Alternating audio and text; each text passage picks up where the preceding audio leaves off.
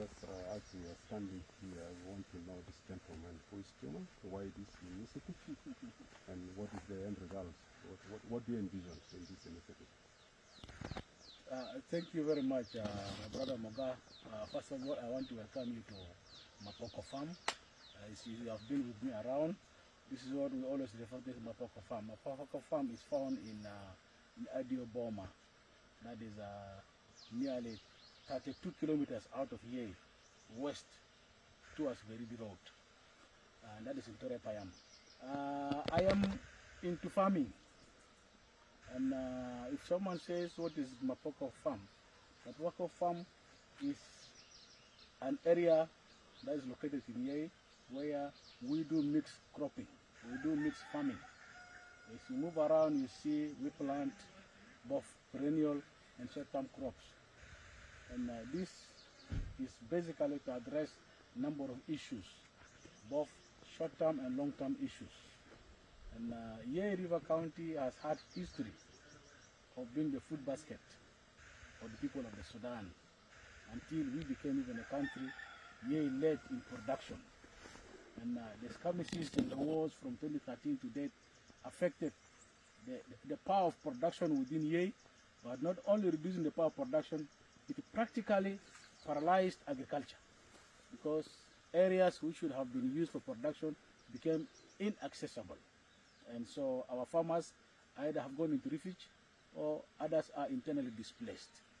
So this has affected the output. The resultant product of these wars have given our people an issue to do with food insecurity. And so we found that the people have not enough food for themselves, leave alone having food to sell to others. And I have made up my mind since 2013 to come into farming. The first war of 2013 devastated my farm somehow, but 2016 did more harm, almost brought this farm to zero. And I just started rehabilitating it, and I've so far put up to nearly 50 acres. And I believe by the end of this year, we will make 100 acres. Why do we want to farm here? We want to farm here for both economic reasons and also addressing the component of food insecurity. The food that we eat in South Sudan, by large, are imported. And the kind of crops that come into our market in South Sudan are items that can be locally produced. And that's why I find no reason not to come into production. Absolutely, I have given it up. I've given myself into farming, and I believe there's no regret.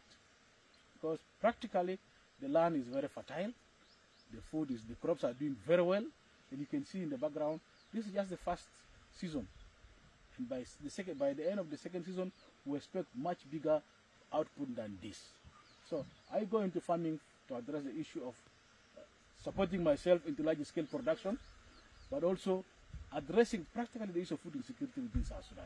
So Yei and the nearby areas will be able to access food from around and produced in a very safe environment, less contaminated. Therefore, I am certain that this kind of activity gives us hope and ascertains our health, because we eat what we produce, and what we produce is very clean, very organic. Therefore, I have no fear. And I also come into farming to encourage others that please, we do not need to abandon agriculture. We have an opportunity to change lives. We have an opportunity to invite industrialization. We have an opportunity to enlarge our economic base using what you call horticulture. We can go into animal farming. We can even, at the moment, go into what we call poultry. So practically, I want to say that all my friends who have had an opportunity to be servants of the people or leaders in their own ways should come back home and partake in agriculture. Such that together we produce what is sufficient for ourselves, and surplus goes into the market. I finally want to say that this venture is very expensive. It takes a lot to come and do the bush clearance, to uproot the trees, prepare the ground, and all the necessary stages. Take a lot of resources. But it calls for determination and commitment. Therefore, As you see around, a lot of resources have already been put here, and we believe that the same land will be able to regenerate these resources and give back to us in a more profitable manner. Thank you very much. Yeah, can you tell us a little bit background? Of course, you have a journey of being a leader as a former commissioner for Yei River County, and currently I think we believe that you are on the size for a little bit just not on duty. And just connecting these two things. How is this one linked in terms of your leadership and everything? Yeah, thank you. I have had an opportunity to be a commissioner of this county for nearly 4 years, and that was after 2011 up to 2014, and then I later got relieved. I had some time, then again assumed responsibility as a State Minister of Finance after 2014 up to 2015, and so these moments of leadership have given me an insight on what should really be our primary focus as leaders if we want to impact our communities. And one of the things is invest in agriculture. If we invest in agriculture, we impact lives. Number one, we bring food near to people. Number two, we reduce the cost of importation, the dependency. We try to reduce as much as possible. We try to elevate poverty in our communities by increasing opportunities for people to come and work in places like this. And so lives are being improved. Health is being improved. In fact, the lives of individuals are being prolonged because at the end of the day, they have something to better their lives and reduce stress.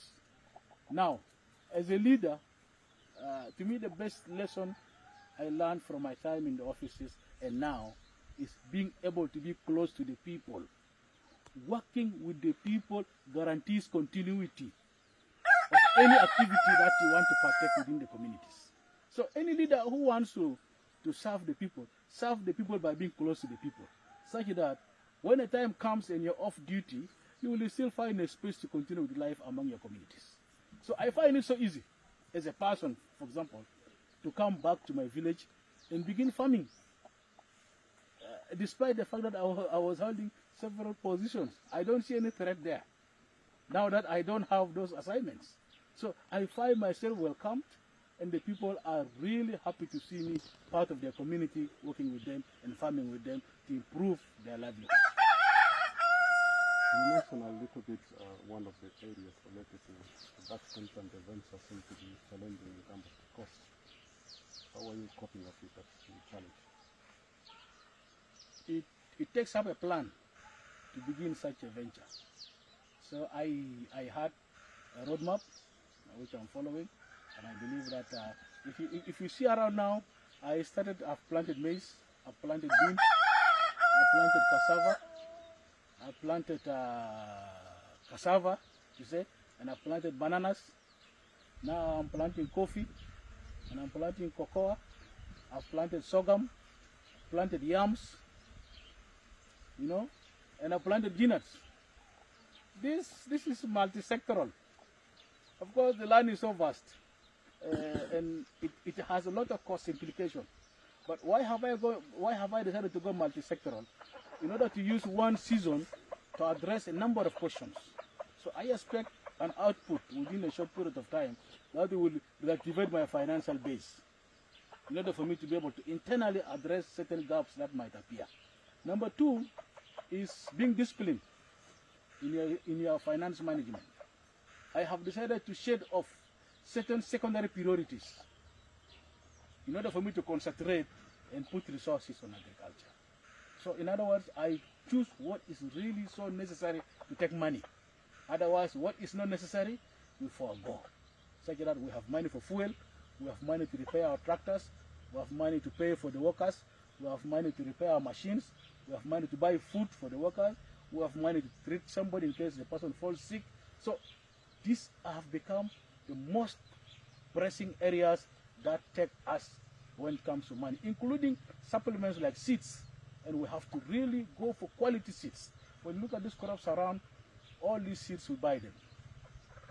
All the banana suckers here, we buy them. The coffee seedlings, we buy them. And all the crops, even the cassava cuttings, we import them and we pay for all this. So therefore, in order for you to be able to manage this, you must be financially disciplined and work within your limitations. So this is what, to say the least, we have been able to do together with my team here, and I'm grateful that amidst the many challenges, we have been able to come this far. Looking at the current investments, let's talk about one product, the maize. What one investment in this time? We have had a lot of pesticide interference from the beginning, and we really struggled. But I also want to thank God that the rains later came and rescued us, and we have been able to see the crops change. And out of this season, I expect a good harvest, practically satisfactory harvest. Because if you move around the farm, you will see the least to say over 80% of the crops are doing exceedingly well. So I expect good harvest when it comes to the end of the season. Yeah. Not only maize, you can even see all the other crops, including the beans. So we are grateful. Let's look at the cost of the human resource. How you talk of an estimate of 60 acres. In terms of human resource, who is involved in this labor cost? Like how many people? We have what we call peak seasons.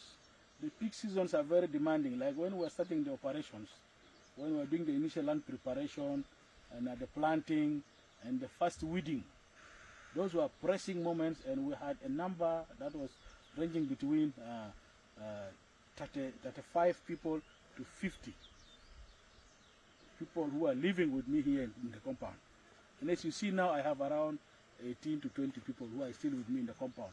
These have remained to maintain the farm, you know. So they have got also divisions among them. There are those who go into the management, there are those who oversee the operation, and there are those who practically do the labor work in order to maintain our crops, remove the weeds, plant the seeds, you know, and maintain what is supposed to be maintained. So we have all these categorizations. But there has been really pressure on the issue of labor, because we have to, first of all, address the issue of the season, especially when rain was not adequate, and we're also trying to irrigate. We were shipping water to make sure we irrigate, so it has never been easy. Nevertheless, up to this point in time, they have become acquainted, and I believe that everybody is at his or her position. Thank you so much for your time, and I wish you all the best in the journey. My pleasure. Thank you for coming.